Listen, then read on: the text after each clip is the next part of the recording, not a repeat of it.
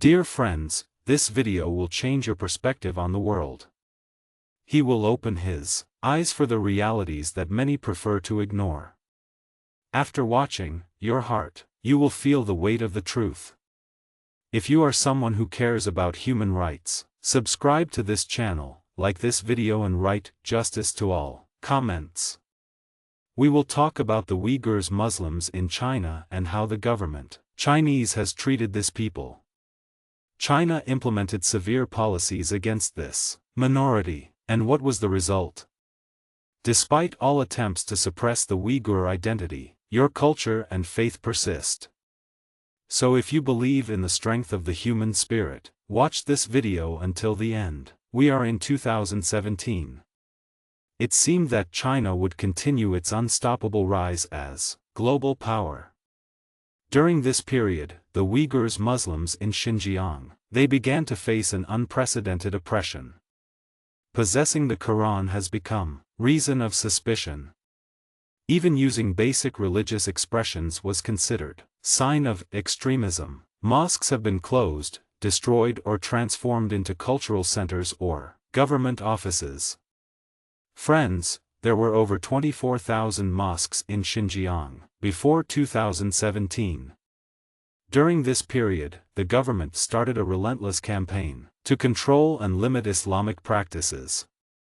As a result, thousands of mosques were demolished or damaged in the following years.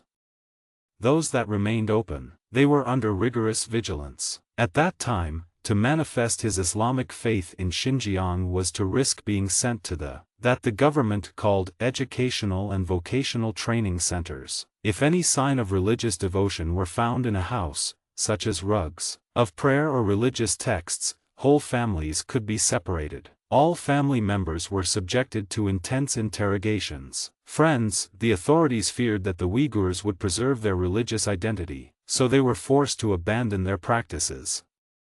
The result was the detention in mass of people and the separation of families. The population of the region was forced to abandon cultural and religious practices. To dilute the Uyghur presence and change the region's demography, Han citizens were encouraged to move to Xinjiang and occupy strategic positions. Each Muslim Uyghur was pressured to sacrifice his own cultural identity to demonstrate loyalty to the state.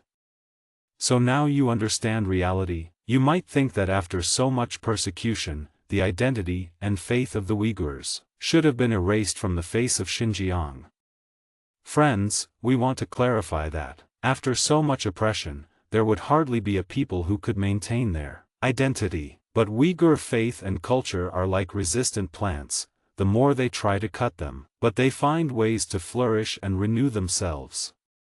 This is a testimony of your resilience. There are reports of Uyghurs that preserve their identity secret. These reports are evidence that the search for total control of China cannot be reached by destroying minority cultures, but only through respect for diversity. China has been trying to transform Uyghur identity for decades, but the power of tradition and faith has persisted for centuries. There are still Uyghurs communities in the diaspora in countries like Turkey, Kazakhstan, the United States and Germany, where cultural traditions are preserved. On important dates like Eid al-Adha, thousands of Uyghurs around from the world come together to celebrate their identity. Human rights organizations confirm that the number of people aware of the situation of Uyghurs has increased each year, and that international support to the cause will grow significantly in the coming years. Friends, the Uyghur population is estimated at more than 12 million people. We would like to share with you another interesting fact about Xinjiang that we are sure it will surprise them. Cultural resistance is certainly a unique gift that keeps people connected to your roots. Historians claim that often oppressed cultures develop extraordinary preservation methods. China demonstrated this in Xinjiang.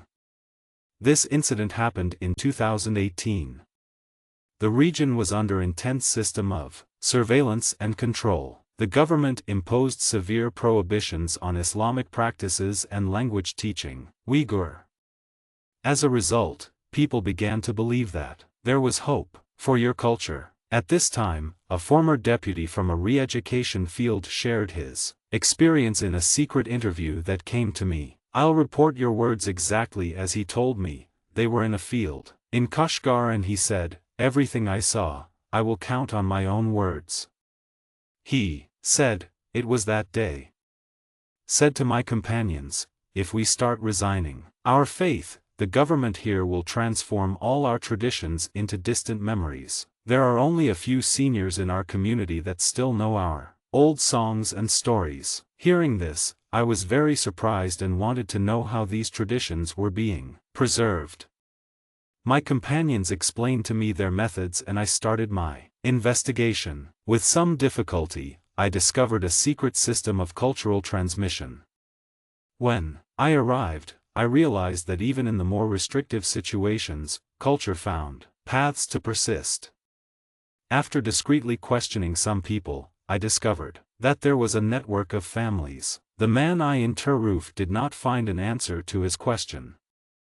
I approached his and said, "Brother, share with me how you keep your traditions alive. I need to learn." He hesitated to speak, but made it clear that if something happened with me, it would be my responsibility. I said, I was a Freedom Uyghur, and I am still a Uyghur inside. I preserved my identity outside, and I will preserve here too. Why did this man decide to trust me? When I entered your trust, there was an atmosphere of fear. Immediately he explained how they memorized tickets, kills whole, and passed them on orally. The former deputy said that when began to discreetly recite verses that had memorized, people around, they were attentive, but afraid of showing interest openly. No one approached due to fear of surveillance. I was alone with my faith. After that, I left that meeting. All the elderly were keeping cultural secrets, concerned with whom it would be reliable to receive them. They were frightened. No one shared openly because I was a stranger. I just practiced my faith in silence and followed my way. While leaving, people looked at me as if I had made a serious mistake. I asked a close person like, "Return safely," and then came back. As I processed this experience, a young man approached me and tried drive somewhere. Initially I was reluctant. I refused, but ended up accepting the invitation to your home, where your parents received and offered food. I asked if he knew how to recite traditional poems, Uyghurs, and he said yes. I asked him to recite something, but he just looked at me without saying anything. Then he looked around and whispered some verses. I thought he didn't really know the traditions, so I pointed to a symbol, traditional Uyghur, on the wall and asked him to explain me. He started telling stories, rich about our culture, without having to look at any book or reference. I was surprised and asked how it was possible. He smiled and said it is forbidden. Keep books on Uyghur history and culture at home. If any such material it is found, the whole family can be severely punished. Therefore, we cannot maintain physical records of our culture. I then asked how his son had learned so much about traditions.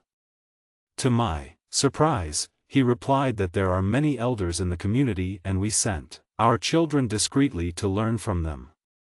A moment comes in that our children also need to go to the official school. He said, we do it with that memorize our history and traditions. No one here has books about our culture, so we can't learn it through written documents. Most of those who know our traditions are elderly. When you showed interest in our culture for our son, he didn't know if it was safe to share. But when you recited a traditional poem, our son recognized that you were one of us and could share all your knowledge. If you had not shown that you knew something of our culture, he would never have opened. The former deputy then said that when he left that house, he saw other children in street, then asked discreetly about traditional songs and they agreed to share when they realized that he was able. The man thanked him in his heart for the cultural resistance and continued his journey. Friends can impose prohibitions on books and physical records of a culture. But, when tradition is safe in our hearts, they will never be able to ban it completely. Friends, seeing this, I remembered the promise that all cultures make to future generations: we will preserve who we are, regardless of challenges. Right, preserve is to resist, or living cultures, in the comments. Share this video with your friends. We will meet again with a new video. Until then, may peace be with all of you.